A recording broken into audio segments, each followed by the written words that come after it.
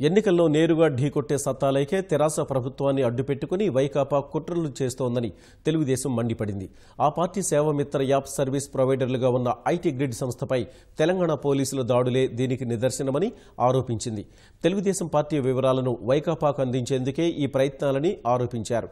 ప్రభుత్వ డేటా మొత్తం ముఖ్యమంత్రి డాష్బోర్డులో ఎవరైనా చూడొచ్చని, అలాంటప్పుడు చౌర్యం పేరుతో నాటకాలాడడం ఎందుకని ప్రశ్నించారు.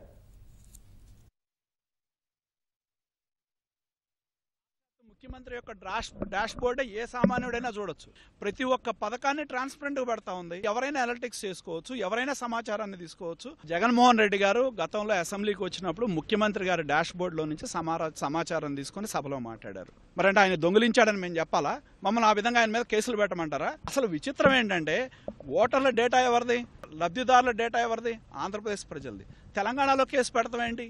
కానీ కంప్లైంట్ ఇచ్చేది ఎక్కడ? విజయసాయి రెడ్డి గారు తెలంగాణలో ఇస్తాడు. ఎందుకంటే అక్కడ వాళ్ళ ప్రభుత్వం ఉంది కాబట్టి, వాళ్ళ కనుసన్నల్లో వైకాపా పార్టీ నడుస్తుంది కాబట్టి అక్కడ కేసు పెడితే ఇక్కడ ఈ ప్రభుత్వాన్ని, ఇక్కడున్న తెలుగుదేశం పార్టీని ఇబ్బంది పెట్టచ్చనే ఆలోచనతోనే ఒక కుమ్మక్కు రాజకీయాలను ఇవాళ ఈ రాష్ట్రంలో నడుపుతా ఉన్నారు.